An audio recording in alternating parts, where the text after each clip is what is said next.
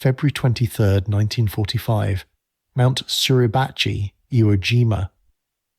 While Marines were raising the American flag on that volcanic peak, creating what would become the most iconic photograph of World War II, another battle was raging just 1,000 yards away.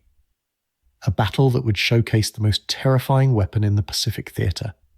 A battle where one Marine corporal would turn liquid fire into an instrument of psychological warfare so effective that it would break the will of Japanese soldiers who had sworn never to surrender. This is the story of Corporal Hershel Woodrow Williams and the weapon that the Japanese feared more than any bomb, more than any bullet, more than any blade.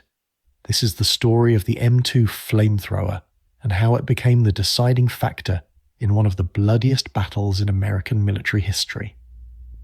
But to understand why this weapon struck such primal terror into the hearts of Japanese defenders, we need to understand what they had built on Iwo Jima. We need to understand the fortress that was supposed to be impregnable.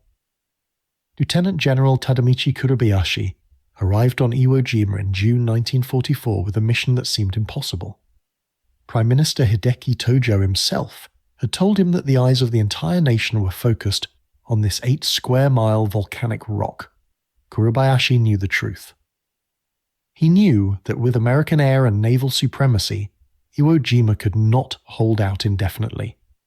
But he also knew that he could make the Americans pay a price so terrible, so devastating, that they might reconsider their plans to invade the Japanese homeland. What Kurebayashi did next was revolutionary. He broke with centuries of Japanese military doctrine. Instead of meeting the Americans at the beaches with banzai charges and desperate defenses at the water's edge, he decided to let them land. Let them come ashore. Let them think they had won. And then, when the beaches were packed with men and equipment, when they were exposed and vulnerable, he would unleash hell. But Kurebayashi's genius lay not in this tactical surprise, but in what he built beneath the island's surface. For 6 months, Japanese engineers worked around the clock, boring into the volcanic rock, creating a maze of death that would become the stuff of nightmares. 11 miles of tunnels, 18 kilometers of interconnected passages, 1,500 underground rooms, artillery emplacements, bunkers, ammunition dumps and pillboxes. The main communications center alone was a chamber 50 meters long and 20 meters wide, buried 75 feet beneath the ground. Kurebayashi's own command post was built with walls and ceilings so thick that even the heaviest naval bombardment could barely scratch them. The tunnels were designed with multiple levels to ensure ventilation and to minimize the effects of explosions near entrances.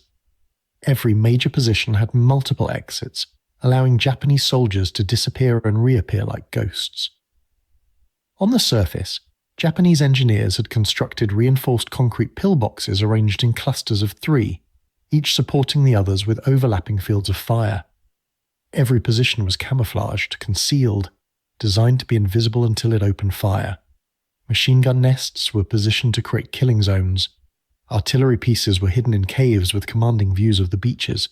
The entire island was engineered so that every square foot could be covered by Japanese fire. And the weapons Kurebayashi had at his disposal were formidable. 361 artillery pieces of 75mm or larger caliber.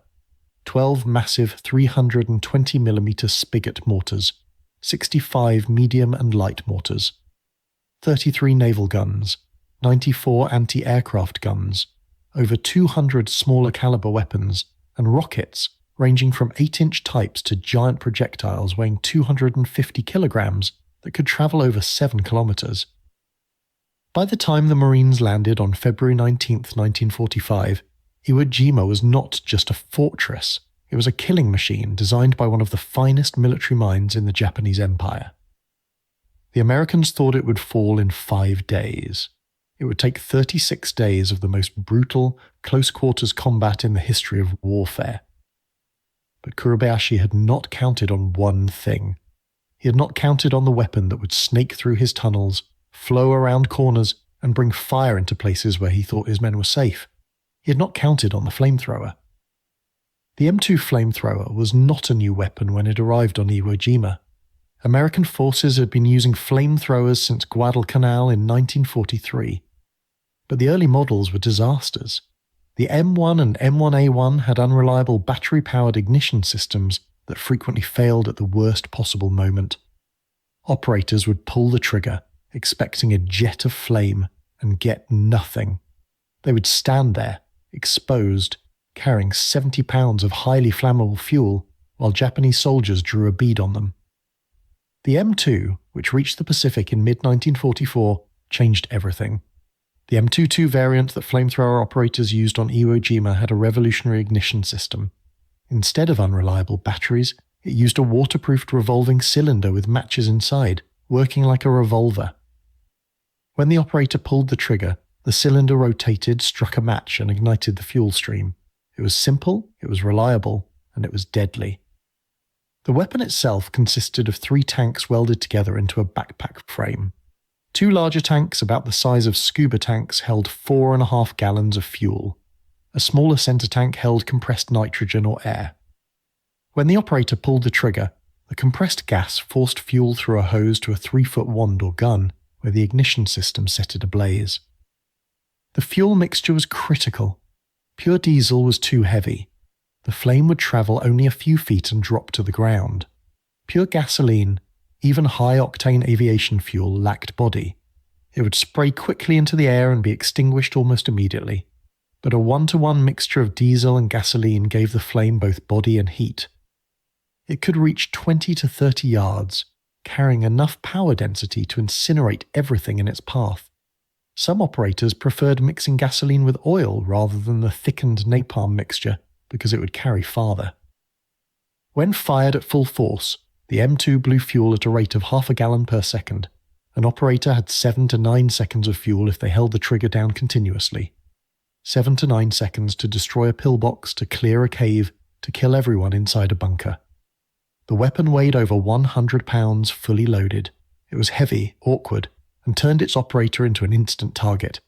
But it was also the most effective tool for clearing fortified positions that the Marines had ever seen. Corporal Hershel, Woodrow Williams was not supposed to be a Marine. When he first tried to join in the fall of 1942, he was rejected. At 5'6", he was too short. The Marines had height requirements in those days. But by early 1943, the requirements had been relaxed. The Corps needed men, and Williams enlisted immediately. He was the youngest of 11 children, born on a dairy farm in Quiet Dell, West Virginia in 1923. His father had died when Williams was 11. He grew up working the farm, driving a taxi, driving trucks for a construction company. He was not a soldier. He was not a warrior.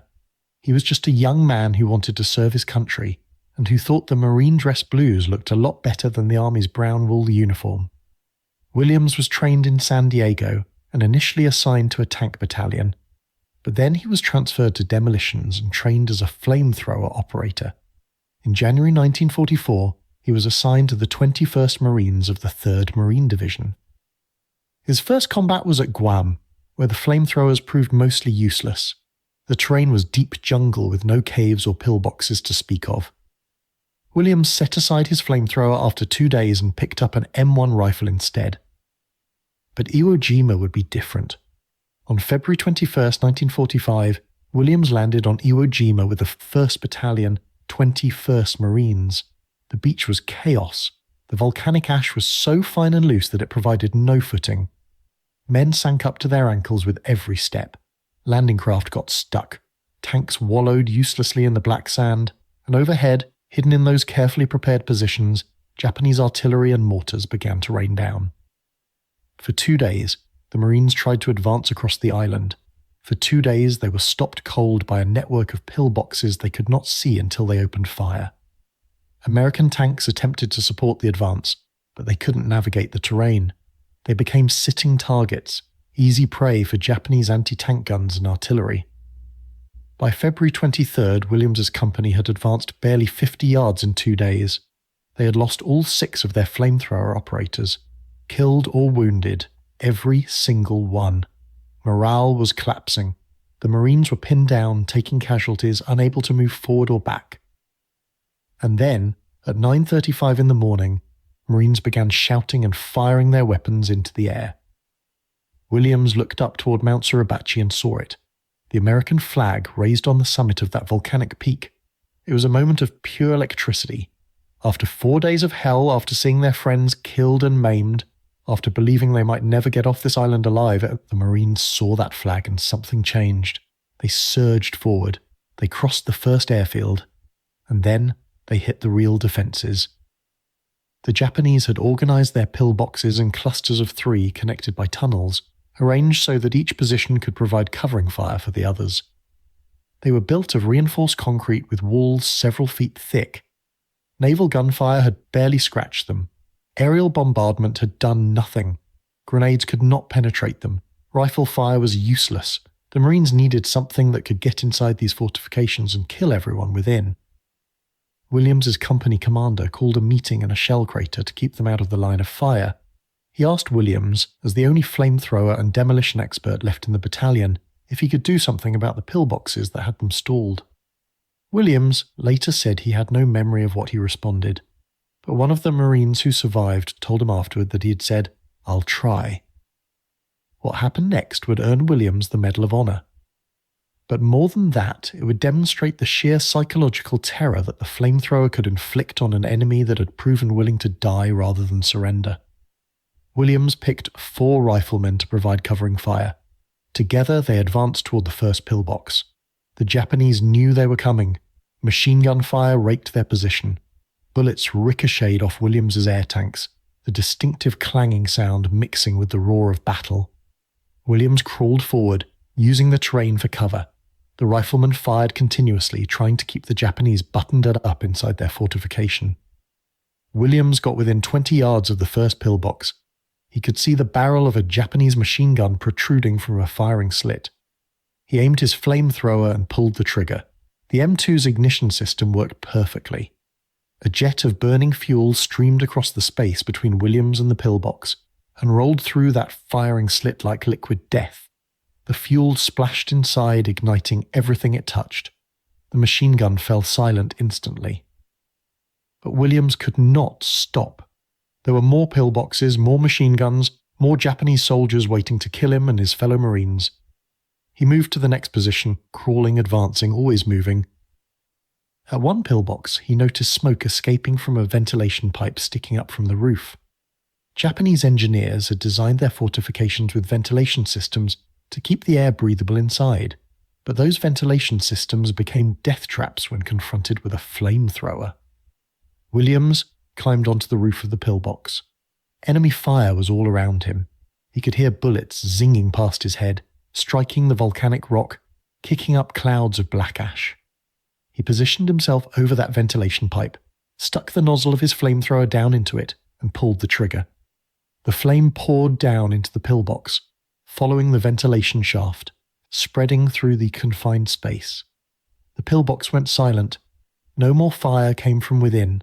Williams had just killed everyone inside without ever seeing them. He continued to the next position, and the next.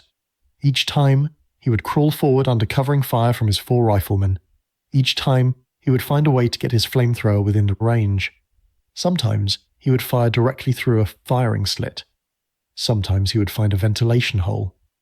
Once he discovered a gap in the concrete where enemy fire had damaged the structure, and he forced his flamethrower nozzle into that gap and fired until his fuel ran out. And that was when Williams discovered the true limitation of the M2 flamethrower: 7 to 9 seconds of continuous fire. That was all you got before the tanks were empty. After clearing a pillbox, Williams would have to crawl back to his own lines, strip off the empty flamethrower, and get a fresh one. The Marines had brought serviced flamethrowers forward, ready to go, and Williams would strap on a new weapon and head back into the fight.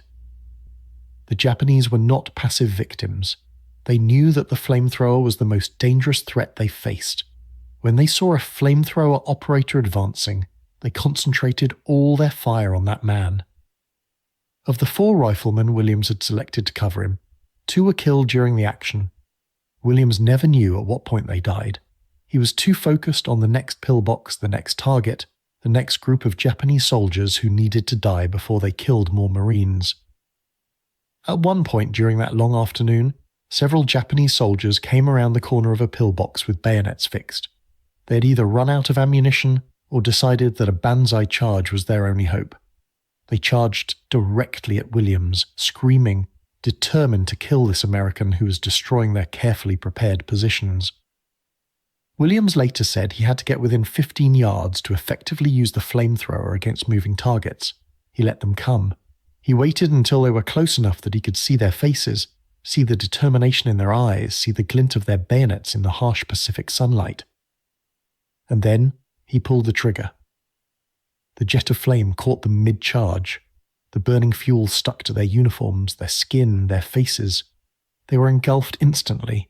Williams later said in a PBS documentary that the flame took all the oxygen from them and they died where they stood. It was not a death any soldier would choose. It was not quick. It was not clean, but it was effective. For 4 hours, Williams fought his way from pillbox to pillbox. For 4 hours, he repeatedly returned to his own lines to get fresh flamethrowers and prepare demolition charges. For 4 hours, he was under constant enemy fire, exposed, vulnerable, carrying a weapon that could turn him into a human torch if a single bullet penetrated those fuel tanks. Later analysis would show that flamethrower operators on Iwo Jima had an average life expectancy of 5 minutes on the battlefield. Williams survived for 4 hours. Much of what happened during those 4 hours, Williams later admitted, was just a blank in his memory. He attributed it to fear, because to say he was not scared would be, in his words, the biggest lie ever told. The mind protects itself in combat, shutting down memory formation during moments of extreme stress. Williams operated on what he called automatic drive, his training and instincts taking over while his conscious mind retreated to some safer place. But the results were undeniable. By the end of that afternoon, Williams had destroyed 7 heavily fortified pillboxes, 7 positions that had held up the entire advance, 7 clusters of interconnected fortifications that had seemed impossible to assault with conventional weapons. He had killed dozens of Japanese soldiers, maybe more. He had opened a lane through the defenses that allowed American tanks and infantry to finally advance inland. And he had demonstrated something that would become doctrine for the rest of the Pacific campaign. The flamethrower was not just a weapon of destruction. It was a weapon of psychological warfare. It created terror in a way that no other weapon could match. Think about it from the perspective of those Japanese soldiers. You're dug into a reinforced concrete bunker. You have walls several feet thick protecting you. You have a machine gun with interlocking fields of fire. You have ammunition, water, and supplies. You have been trained to fight to the death, to never surrender, to hold your position no matter what. You are, in every conventional sense, safe. And then you see the flamethrower coming. You open fire trying to kill the operator before he gets close. But he keeps coming, crawling forward, impossible to stop. And then, through your firing slit, or down your ventilation shaft, or around a corner you thought was protected, comes the fire. Not the explosion of a grenade that might kill you instantly, not a bullet that you never see coming, but fire. Liquid fire that flows like water, that sticks to everything it touches, that ignites the very air you breathe. The temperature inside a bunker hit by a flamethrower could reach over 2,000 degrees Fahrenheit. The fire consumed all the oxygen in the confined space. Even if the flames did not touch you directly, you would die from asphyxiation, from carbon monoxide poisoning, from the superheated air searing your lungs. And if the flames did touch you, if that burning fuel splashed onto your skin or your uniform, you would experience pain beyond description as you burned alive.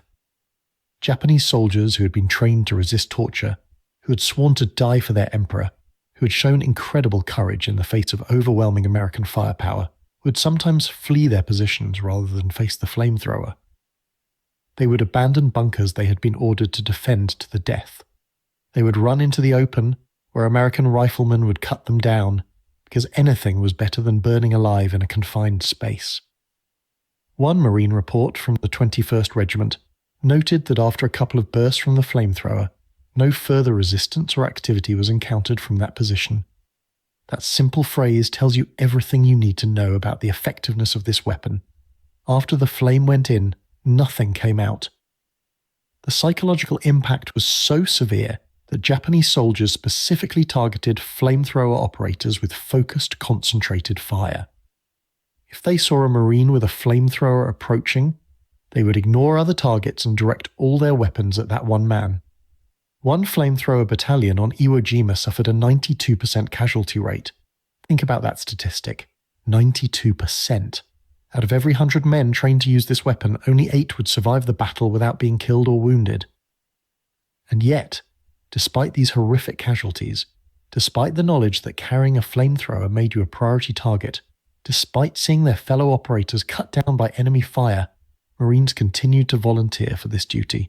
Why? Because they knew that the flamethrower saved lives. It reduced American casualties by eliminating positions that would otherwise have required direct frontal assaults. It allowed infantry to advance without being slaughtered by machine gun fire from invisible bunkers. Marine Corps veteran Bill Henderson, who fought on Iwo Jima, later said in an oral history, "We could not have taken the island without the flamethrower. It saved lives because it did not require men to go into caves, which were all booby-trapped and promised certain death to all who entered." But the flamethrower was not just a man-portable weapon on Iwo Jima. The Navy Seabees, those unsung heroes of the Pacific Campaign, had been working on a project that would multiply the effectiveness of the flamethrower by an order of magnitude. They had been converting Sherman tanks into mobile flamethrowers. At Schofield Barracks in Hawaii, Colonel and Macht's top-secret flamethrower group had taken 8 M4A3 Sherman medium tanks and modified them with the best features of 3 different flame units.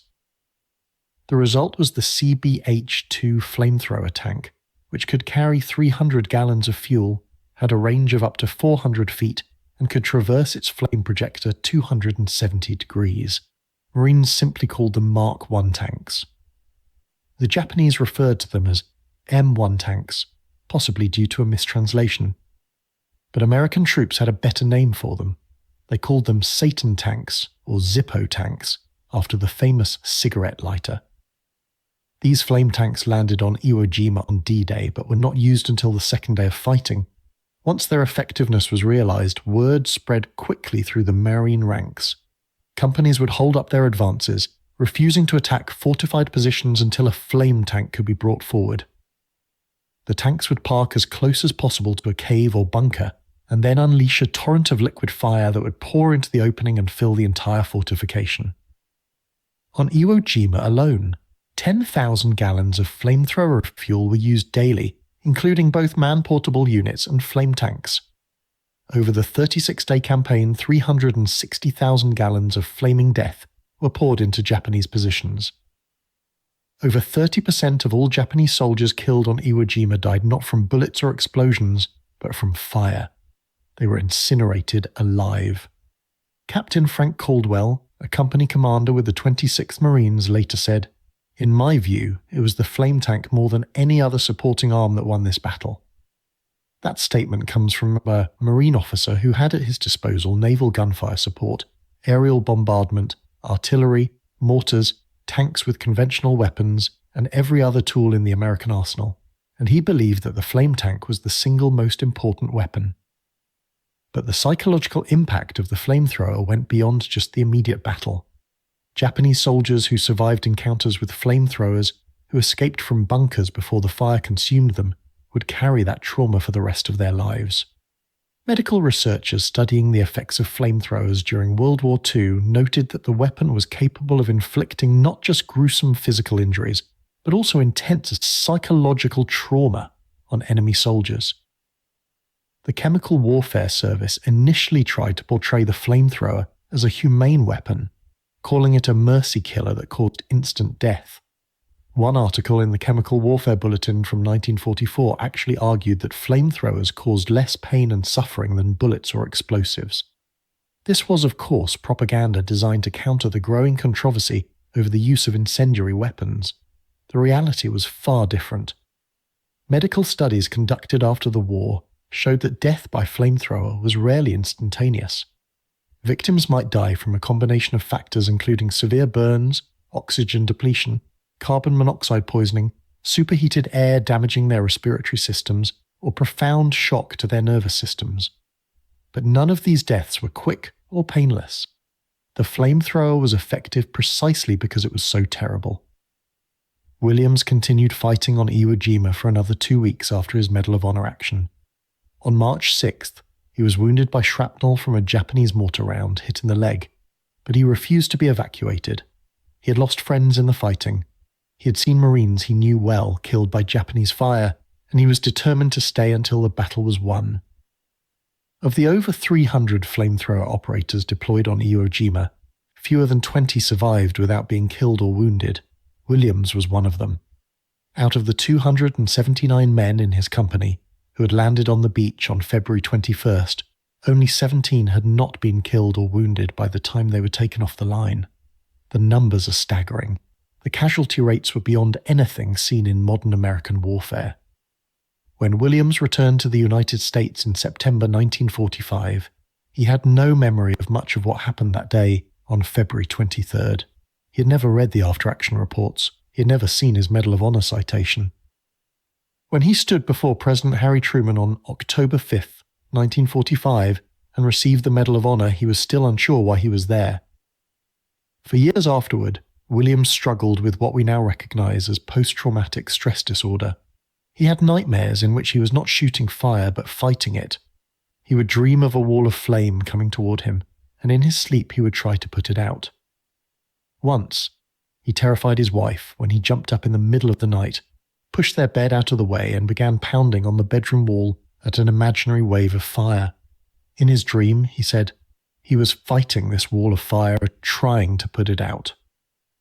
It was not until 1962, 17 years after the battle, that Williams experienced a religious awakening that ended his nightmares and helped him come to terms with what he'd done. In a 2020 interview with the Washington Post, on the 75th anniversary of the Iwo Jima battle, Williams said, "Any time you take a life, there's always some aftermath to that if you've got any heart at all." The flamethrower continued to be used in Korea and Vietnam, but its prominence gradually diminished. Changes in combat doctrine, the development of alternative weapon systems, and rising ethical concerns about incendiary weapons led to the flamethrower being phased out of American service. By 1978, the United States military had stopped using flamethrowers altogether. But on Iwo Jima, in February and March of 1945, the flamethrower was the weapon that broke the stalemate. It was the weapon that allowed Marines to advance against fortifications that seemed impregnable. It was the weapon that turned Japanese soldiers' greatest strength, their underground defensive network, into a death trap. And it was wielded by men like Hershel Williams, men who were not born warriors, who were not natural killers, but who found within themselves the courage to strap on 100 pounds of equipment, to become instant targets for every Japanese soldier within range, and to crawl forward into hell because their fellow Marines needed them. 27 Medals of Honor were awarded for actions on Iwo Jima, the highest number for any single battle in American history.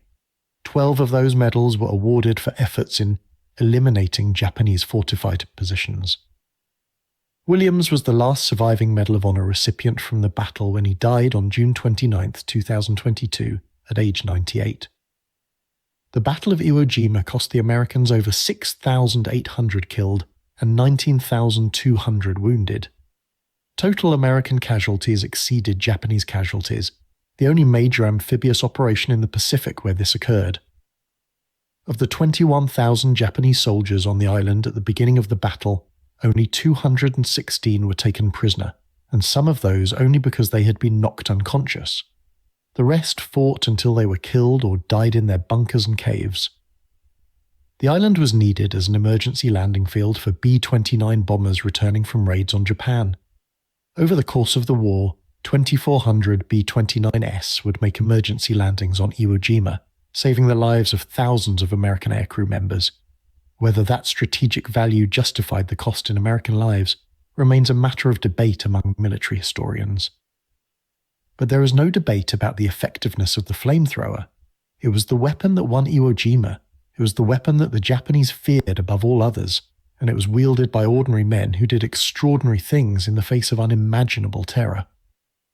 When Japanese defenders saw a Marine approaching with a flamethrower, they knew that their concrete walls, their carefully prepared positions, their training and their courage might not be enough. They knew that the fire could reach them anywhere. They knew that no bunker was truly safe when liquid flame could flow through any opening around any corner into any space where air could go. The psychological impact of that knowledge, the terror of knowing that your fortress was not a fortress at all, that your safe position was a potential death trap, that the fire could come for you at any moment. That terror was as deadly as the fire itself. It broke men who had sworn never to break. It drove soldiers from positions they had been ordered to defend to the death. It turned the underground defensive network that was supposed to save the Japanese garrison into a network of tombs. And that is why one Marine with a flamethrower could destroy 7 bunkers in 4 hours, not just because of the weapon's physical capabilities, but because of the psychological terror it inflicted. Because when you strip away all the tactics and strategy, all the technology and engineering, war comes down to men facing other men in mortal combat.